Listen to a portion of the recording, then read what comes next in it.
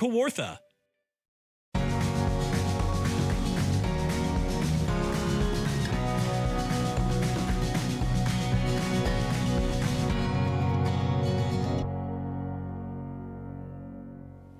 Welcome to Uxbridge Scugog Life. I'm your host, Jackie Hermans, and this is the first episode of our new season.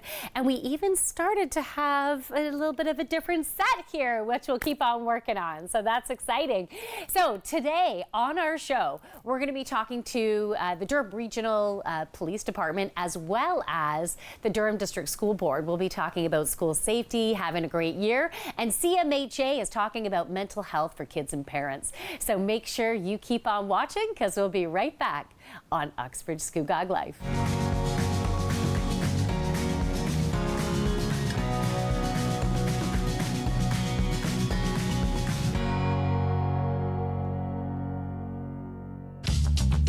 This program is brought to you by Ignite TV.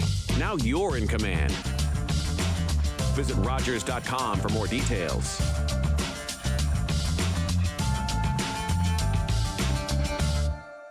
Hello, I'm Liz Dowdswell, Lieutenant Governor of Ontario. In 2008, carbon monoxide, a deadly invisible gas, killed an entire family in our province. That tragedy led to a new law requiring homes with potential CO sources to have alarms. John Gignac's family members passed away that day, and he shares his story to save others. Please make sure you have working CO alarms in your home. Protect your family today. I'm Eric Marchinosa's Cinema Scene in Review. Join me for a monthly movie roundup of new releases either in theaters or available to stream. See you next time in Review.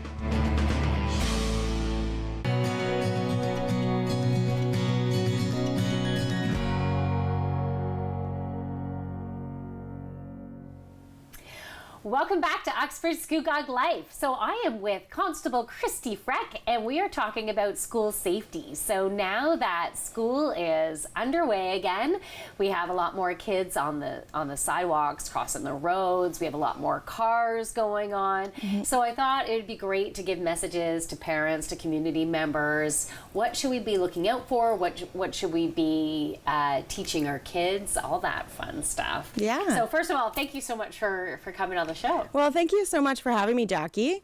Yeah, school safety is very important to Durham Police. We want to make sure that all of our kids are getting to school and getting home safely every day.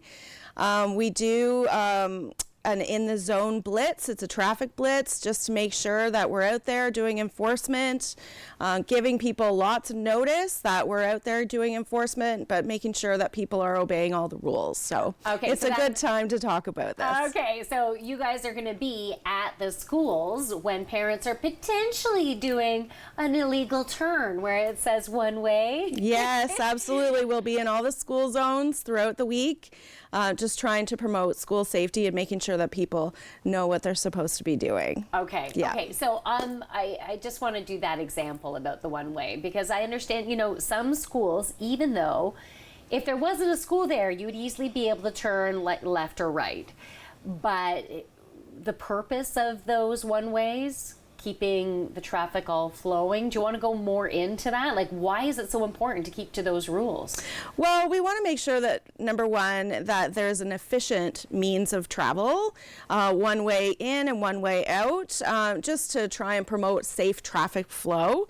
Okay. We want to also make sure that people are obeying signs, right? Like if it's a traffic sign and people are supposed to go this way and exit this way, that there's not a big traffic jam and not allowing buses to travel freely, parents dropping off kids. So obeying signs and keeping your head up and looking around to see where you're supposed to be going is a big plus for parents. They need to be doing that when they're dropping their kids off in the morning. Okay. Mm-hmm. Now, what should parents be teaching their kids about getting to school safely. Because a lot of kids are walking all on their own. Walking, riding their bikes, riding their scooters. Yeah. So we want to make sure that kids are wearing helmets when they're riding their scooters. Kids are wearing helmets when they're riding their bikes. That kids are, if they're walking to school, that they don't have 2 earbuds in because it prevents them from hearing the traffic and different things around them. So at least one out. Right? Yeah. And then also not having their heads down in their phones too, those teenagers. So making sure that they're paying attention to what's going on around them, and also following the advice or the direction of the traffic guards, the school traffic guards. So those people are really important for our school safety, and they keep their heads up and keep all of our kids safe every day in the morning and after school. And maybe thank them. Yeah. They're there throughout sleet and snow and hail and all that they're good stuff. people, that's for sure. Yeah. Excellent. All right, so now I don't like talking about this, but it's a reality. There's some scary people out there. Yeah, there definitely are. And there's some, I've still even last year heard about vans stopping by and talking to a little kid. Mm-hmm. So how should we be addressing this with our kids to keep them safe so they're not going to be talking to strangers, getting into strangers' cars, how they could react if someone tries to go after them? So I always encourage parents to have this talk with their kids before school starts or any time throughout the year, that they're reinforcing the rules to never be speaking to strangers or getting in strangers' vehicles. If a stranger calls them over and asks for a conversation with a kid, that's not appropriate. Adults shouldn't be having conversations with kids. Right. So that should be a red flag to the kid to say, no, this isn't right, and I'm not going to do that. And then they go and tell a trusted adult. So if they're on their way to school, they go into the office and let them know what happened. And then the school can call me and I can investigate if need be. So just always having that open conversation, and then promoting the children to go and talk to a parent or talk to a school official about their experience, so that we can do our due diligence to keep the community safe. Okay, so we have one more minute, and I wanted to talk about, there's Community Safety Day coming up. Yeah. September the 16th. That's right. So it's at the Port Perry Fairgrounds this year. We're going to have lots of different police booths. We're going to have lots of different cool police vehicles. We're going to have the ATVs there. Our TAC team is coming up. You're going to get to come and meet our canine officer and their canine dog. Which is really cool.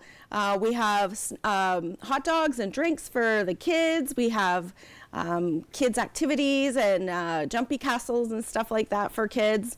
Scugog Fire is going to come out as well, so we welcome them. And it's just really an opportunity for the community to come and interact with the police, talk to us about any concerns they might have or questions, and then just form that bond with our community, because that's what we're really there for, is them. Okay, very nice. Mm-hmm. Thank you so much for being on the show. It was great for you to make sure that you're here to educate the community, help to keep everyone safe. Thank you so much for having me, Jackie. Yeah, thank you. So make sure you get out on September the 16th. We will be back with more on Uxbridge Scugog Life.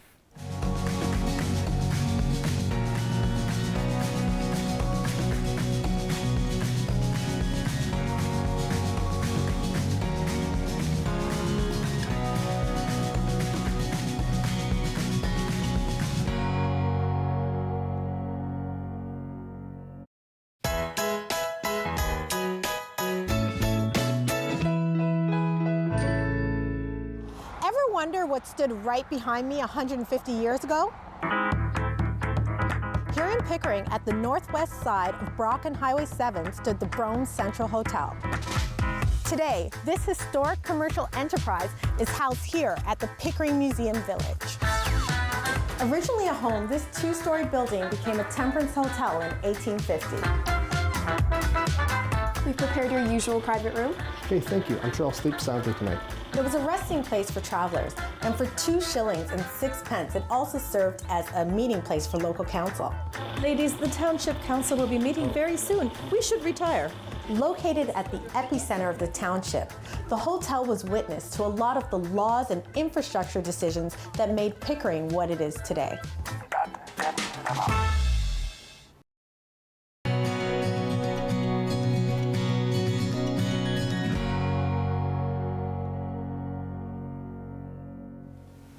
Welcome back to Uxbridge Scugog Life. So I'm with Erin Elmhurst, who is the superintendent for the Durham District School Board for the Northern Schools. And welcome back to school, to 2023 fall school year. So how has the first week gone so far? Well, thank you so much, and thank you so much for having me here today. Thank you for being on the show. Coming back, I think I was here when we were speaking about COVID a few years ago, so happy to be back to chat with you. And in person, not over Zoom, which is cool. And to also, share some messaging with community and families. So the first week, we call this our New Year. So this is New Year in the DDSB, and it has been tremendously exciting. I had the privilege to go to several schools over the course of the first week to watch. My favorite thing to watch is the little kindies coming off the bus with the backpacks that are almost bigger than they are. And the families that travel behind the bus to make sure they got there safely because they want to make sure they got in, and they come off the bus with full excitement.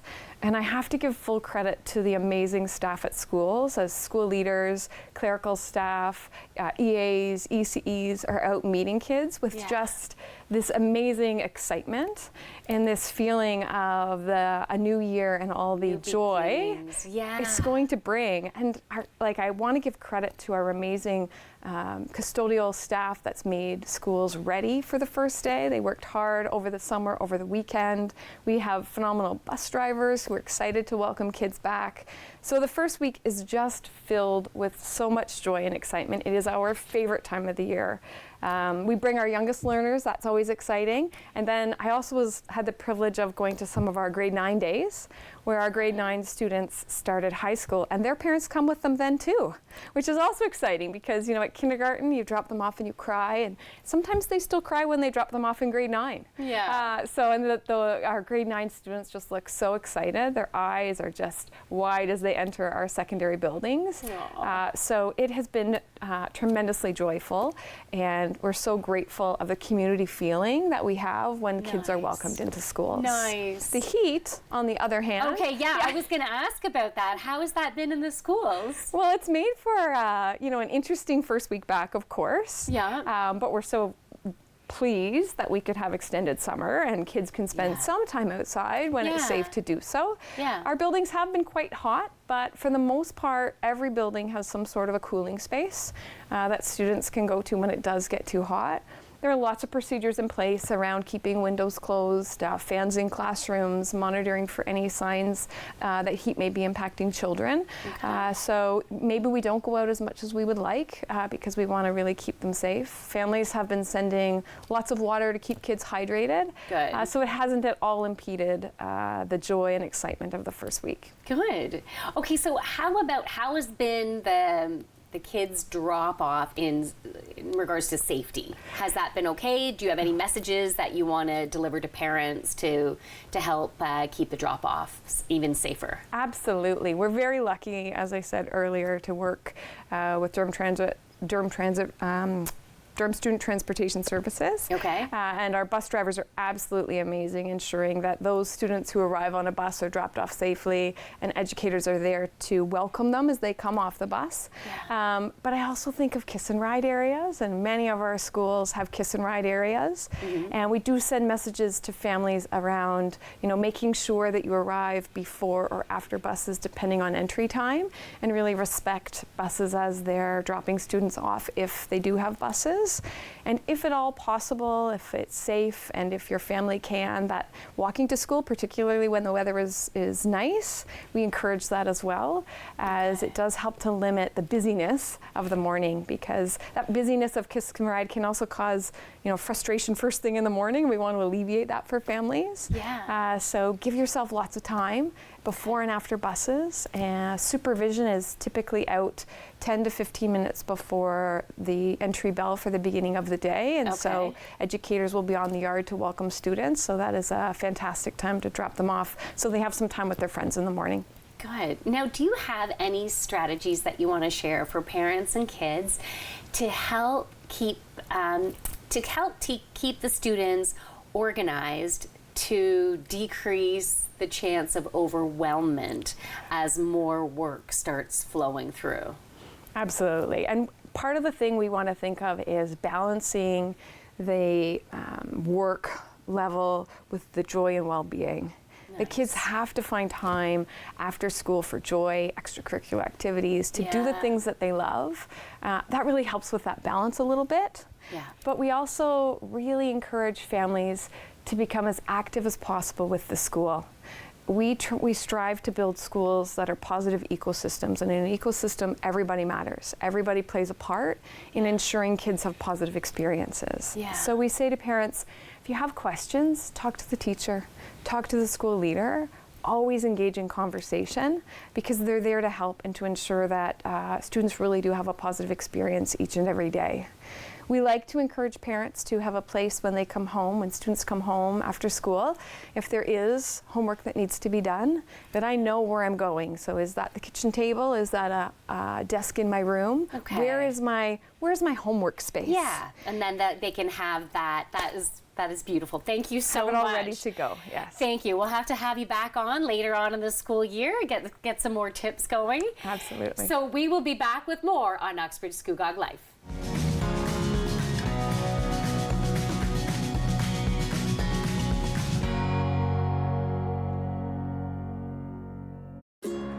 It's closing time, and you stayed out longer than you planned. So now you can't drive, and the buses have stopped running.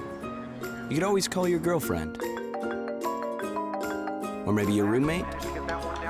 What about your best friend? You could just dial 1-888-TAXI-GUY or use the Taxi Guy app. The call and the app are free, and they both connect you to a local cab company to bring you home safely. Visit arrivealive.org to find out more. Arrive Alive, drive sober. Illness doesn't have to be a life sentence. Join me each week on Health 180 with Carrie and Fenn as we talk with doctors and other experts about how to reset your life after an illness. Learn health and wellness tips, patient stories, advice, and solutions from professionals on how to be the best you. Together we are stronger. That's Health 180 with Carrie and Fenn right here on Rogers TV.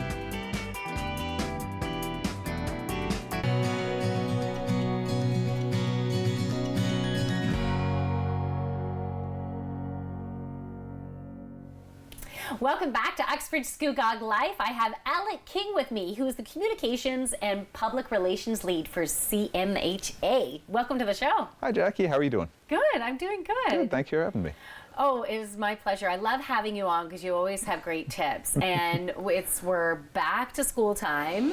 And I thought it would be so great to have you on to help keep the stress and anxiety levels down for parents and for students. Absolutely. I mean, we kind of think about back to school as a stressful time for kids, but we don't really spend a lot of time acknowledging all the work that goes into it from the parents and all the stress that they have to manage through that as well.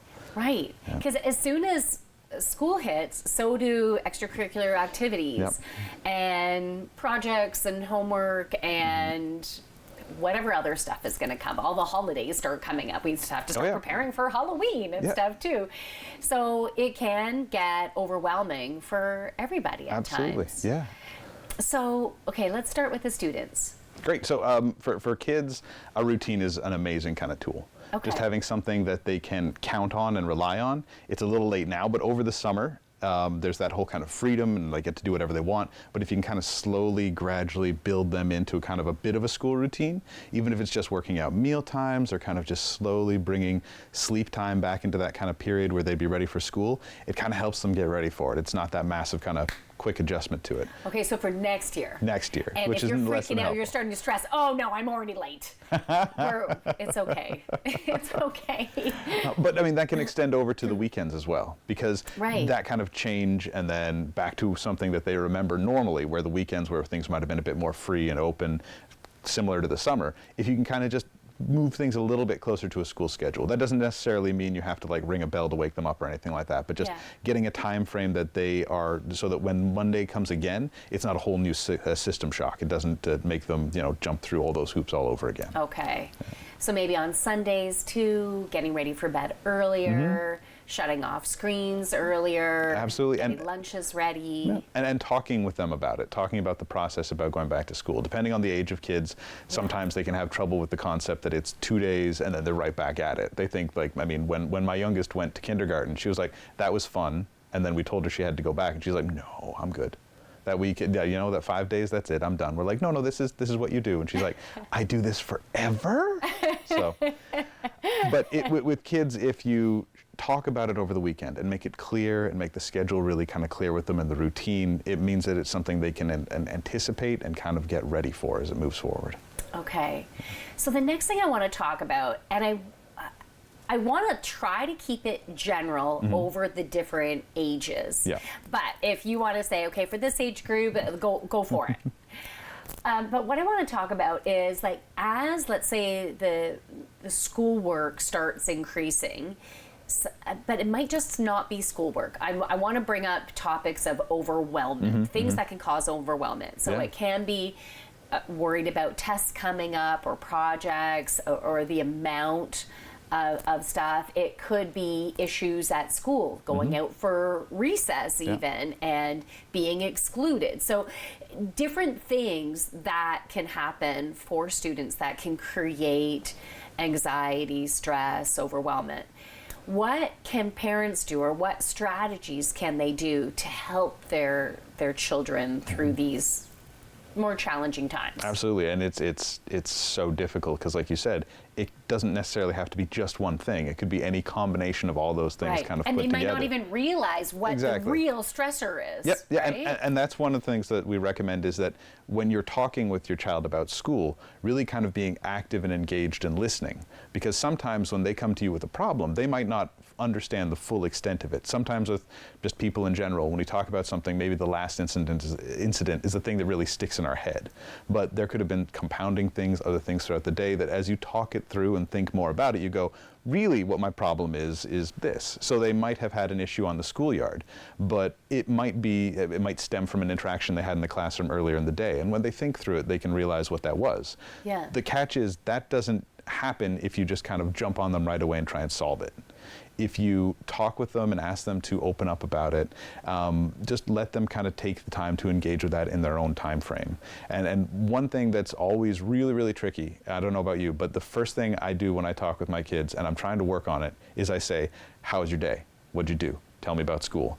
And I think it might be a universal experience. Most kids just kind of shut down at that point. Okay, so I do the same thing. Yeah. And what's the best way to start? It's so hard, and it works really well with younger kids. Yeah. And but if you kind of get down to their level, and kind of approach them, maybe a hug, and say, like, it's good to have you back.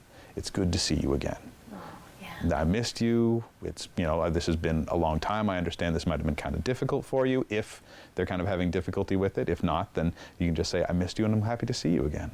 And then you can give them time, either if at that point they want to start sharing, or if they want to do something to kind of decompress a little bit. But it means that they know that you're there for them and that you're ready to engage when they are. And then a lot of the time they'll come and they'll have all kinds of things they want to share and tell you about. And it's not the pressure of having to go back and remember that. Good. Yeah. Okay, beautiful. So I love that. We're opening up the door for communication. Yeah. And I have to wrap this up now, and we're going to have you back, but also making sure that you're not trying to solve their problems, but you're having a communication so you can work together. You're being present for them. Beautiful. Yeah. Okay, thank you so much, Alec. We'll be back with more on Uxbridge Scugog Life.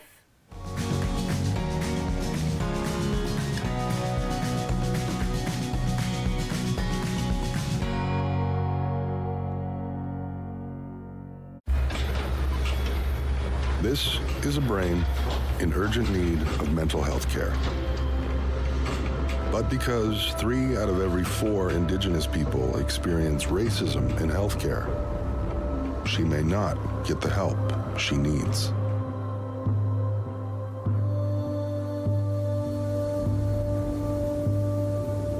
Become an ally Rise above racism in healthcare. Community ultimately is always the people you surround yourself with. If I ever leave this area, I'm never going to forget these country river nights. Allowing people from outside of the area and in the area experience farm life, experience art. Wawena, take care. Chumigwach, thank you very much. Kuwabin, see you later.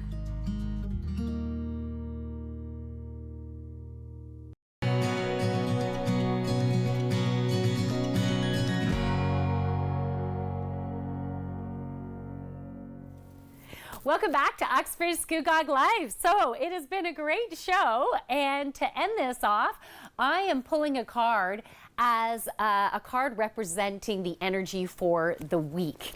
As you know, or as you might be aware, I am a psychic medium, and I love doing cards and energy healing and all that. So the card that I pulled from my animal tarot deck is Squirrel.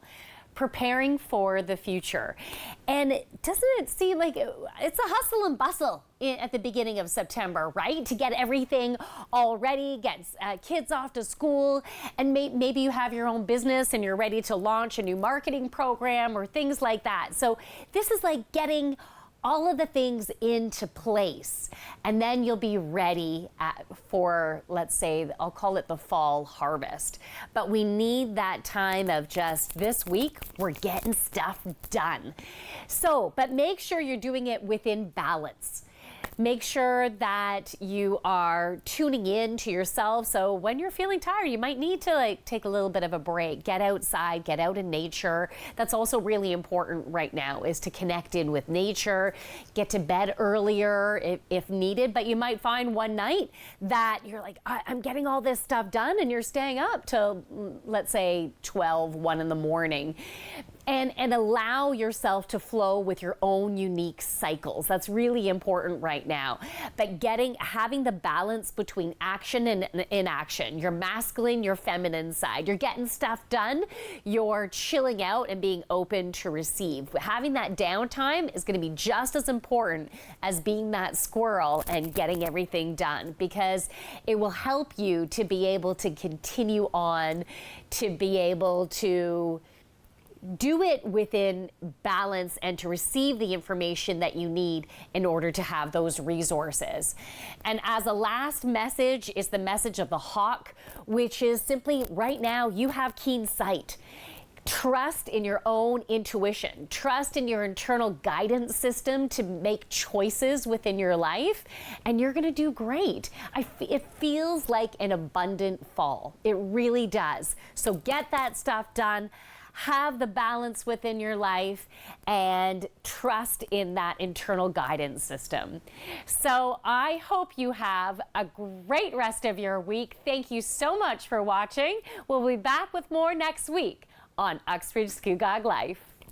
Bye.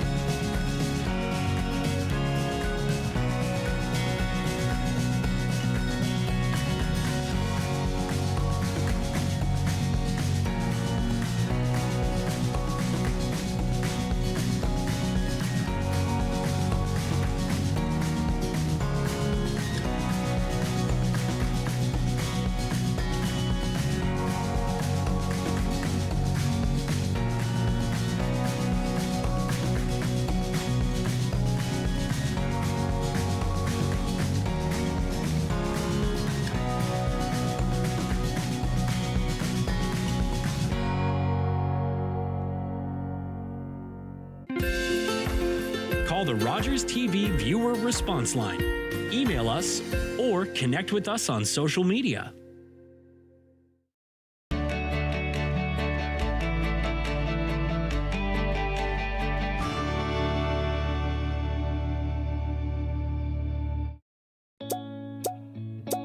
I'm sure right now a lot of you feel like you aren't able to be who you truly are.